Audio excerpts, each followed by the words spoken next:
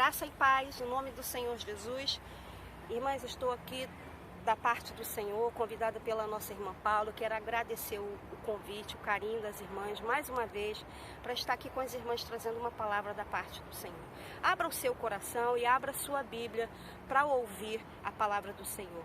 Sou muito grata às irmãs dessa igreja que com tanto carinho me abraçaram e confiaram na minha pessoa através do Senhor Jesus Cristo. Eu quero compartilhar com as irmãs.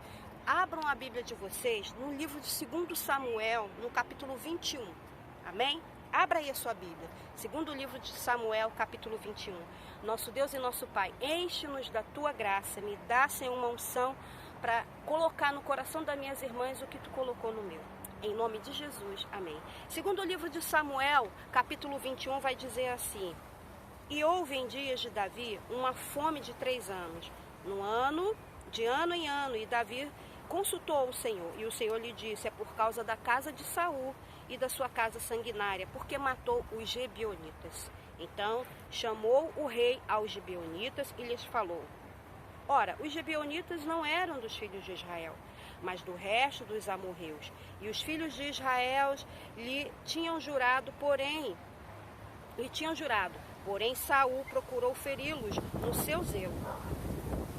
E os dos filhos de Israel de Judá. Disse, pois, Davi aos gibeonitas: Que querei que eu vos faça? E que satisfação vos darei para que abençoeis a herança do Senhor? Então os gibeonitas lhe disseram: Não é por ouro nem prata, nem temos questão com Saul e com sua casa, nem tampouco pretendemos matar pessoa alguma em Israel. E disse-lhe: O que é que, pois, que querei que eu vos faça? E disseram ao rei: Quanto aos homens que nos destruiu e procurou que fôssemos assolados sem que pudéssemos subsistir em termo algum de Israel, de seus filhos nos dei 7 homens para que enforquemos ao Senhor em Gibeá de Saul, o eleito do Senhor. E disse o rei: Eu vos darei. Agora as irmãs pulem logo para o verso 9. E entregou na mão dos gibeonitas, os quais enforcaram no nome do no monte perante o Senhor. E caíram estes 7 juntamente, foram mortos nos dias da cega, nos dias primeiros, no princípio da cega das cevadas. O verso 10 é onde a gente vai entrar, é a palavra-chave que a gente vai estar falando com você nessa hora.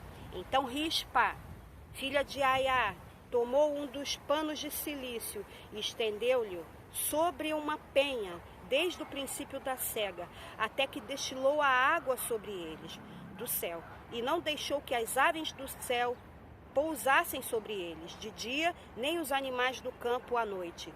E foi dito a Davi o que fizera Rispa, filha de Aiá, concubina de Saul. Então foi Davi e tomou dos ossos de Saul e dos ossos de Jonatas, seu filho, dos moradores de Jabes de Gileade, os quais foram da casa de Bet-Sazã, onde os filisteus tinham pendurado, quando os filisteus feriram Saul em Gilboa. E fez subir dali os ossos de Saul e os ossos do seu filho Jonatã. E ajuntaram também os ossos dos enforcados. E enterraram os ossos de Saul e de Jonatã, seu filho, na terra de Benjamim. Só até aqui. Irmãs, a gente viu uma história nesse momento onde uma mãe, sem ter o que fazer e sem ter condições nenhuma de socorrer o seu filho. Davi, porém, tinha uma fome em Israel. E essa fome durou mais ou menos cerca de 3 anos. E isso incomodou o coração de Davi. E o que aconteceu nesse momento? Davi consultou o Senhor. E o Senhor lhe falou: olha, por causa da casa de Saul, a casa sanguinária, eu tinha feito um pacto com Josué lá atrás. Josué não me consultou e recebeu os gibeonitas só porque estavam com pães bolorentos e sapatos velhos. E eles mentiram para Josué, e Josué fez uma aliança. E aquela aliança Deus aceitou e perdurou por muito tempo. Só que Saul quebrou essa aliança. E a ira do Senhor se acendeu. E a conta veio cair aonde? Em Davi. E Davi falando uma palavra um pouco mais dura, pagou o pato, dizemos assim. E de repente a gente se encontra numa situação muito complicada e muito difícil, onde uma mãe ela paga por algo que aconteceu há muitos anos atrás, onde uma mãe ela tem que pagar por algo que aconteceu há tanto tempo e que ela não teve culpa. Olha a questão da liderança, olha a questão da obediência, olha o que uma obediência lá atrás traz consequências para a vida de uma pessoa por gerações de gerações e gerações. Mas o que eu quero falar nesse momento com as irmãs, nessa hora com as irmãs, o tema que eu quero dar a essa palavra para o teu coração, escute bem, minha irmã, o tema que eu vou dar agora, o tema que o Senhor colocou no meu coração é o seguinte: não haverá luto na tua casa.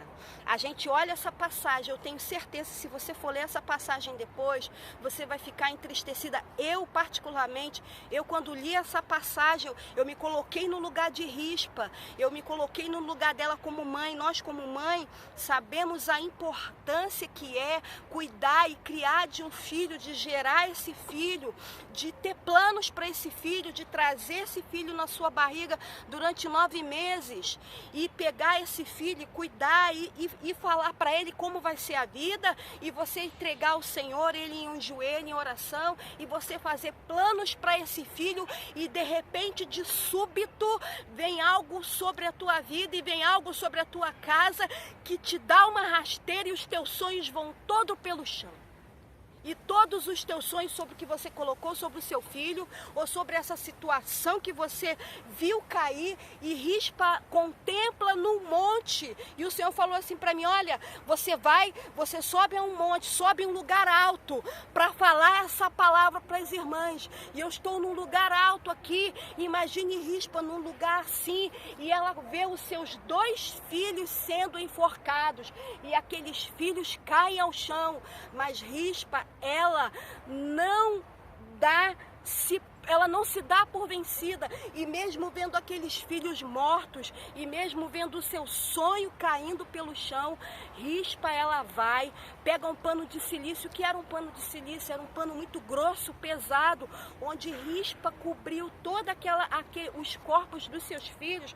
Mas para que ela fez isso? Já estavam mortos. Merabe poderia ter também feito isso, Merabe também poderia ter ido lá e coberto os seus 5 filhos, mas existem, aí você vê o exemplo de 2 mães, de Merabe e de Rispa, e aí você vê 2 mulheres, uma que vendo os seus 5 filhos mortos, os seus 5 filhos ao chão, ela chora, ela pranteia, ela vai embora. Mas Rispa não, vendo aquela situação e vendo os seus 2 filhos no chão, ela pega aquele pano de silício e ela fica dias até que venha a cega, até que venha a chuva. E a chuva veio no momento de abundância, veio no momento de alegria, veio no momento para deixar a terra farta, mas Rispa não teve essa alegria de ver aquela cega sendo a terra regada, vendo ali com seus filhos. Ela viu seus filhos mortos. E Rispa, ela não se dá por vencida, ela não se dá por derrotada. Ela pega um pano de silício e cobre aqueles filhos no monte de Gibeá. E ela vai ali protegendo os corpos, porque naquela época era uma humilhação para uma mãe, era uma humilhação para o ser humano ver os corvos, os animais comendo os corpos. Mas Rispa, ela luta, mesmo tendo seus filhos mortos, e ela luta com as aves do céu, e ela luta com as aves do campo. E sabe o que quer dizer isso, minha irmã? São quando aqueles momentos em que você se sente fraca, em que você se sente de repente fragilizada, e de repente você se sente derrotada, e você não vai fazer como Merabe, não vai lá dar as costas para quem está morto espiritualmente na sua casa. De repente tem alguém morto espiritualmente na sua família, de repente é o seu esposo, de repente é os seus filhos. Eu quero falar nesse momento para mães que perderam a esperança. Não, minha irmã, não vai haver luto na tua casa, não vai haver luto, não vai haver enterro. Lembra daquela viúva de Naim? Aquela mulher, ela ia passando pela cidade e a Bíblia diz que a cidade, ela está ali parada esperando aquela mulher. E era assim naquele tempo, era assim naquela época. Quando um enterro vinha, a cidade parava, os portões se abriam, ninguém mais saía e ninguém mais entrava. Aleluia, lambandarabassuri. E ninguém mais entrava e de repente, sabe o que acontece? Veio alguém para entrar e parar aquele enterro. Cristo Jesus, ele entra na cidade, as portas se abrem, mas olha, minha irmã, naquele momento não tinha como entrar na cidade porque era o enterro, e quando havia enterro, sabe o que acontecia? A cidade parava e ninguém mais saía, ninguém mais entrava, só o defunto com o cortejo fúnebre. E Jesus interrompe aquela situação. E eu estou aqui para te dizer que o Senhor Jesus, ele vai dar um basta, ele vai interromper o teu pranto, ele vai interromper essa luta. Você pode contemplar agora, estava claro, já está escurecendo, mas de repente você pode contemplar para esse monte e você vai dizer: olha, é lá do alto que vem o meu socorro, eleva os meus olhos para os montes e é de lá que vem o meu socorro. E que venha o socorro nessa hora para a tua vida, e que venha o socorro de Deus para a tua casa, para o teu filho. Aleluia! Quantas mães estão sofrendo? Minhas irmãs, o que está acontecendo com os nossos adolescentes? É uma coisa muito triste, é uma coisa muito difícil, onde você contempla adolescentes com depressão, onde você contempla adolescentes com ansiedade. O tempo vai passando e vai ficando tudo mais rápido, e as pessoas querem tudo ao seu tempo. Irmãs queridas, é normal ter ansiedade, não é do diabo, não é do diabo ter depressão, é da alma, e só quem cura isso é o nosso Senhor Jesus Cristo.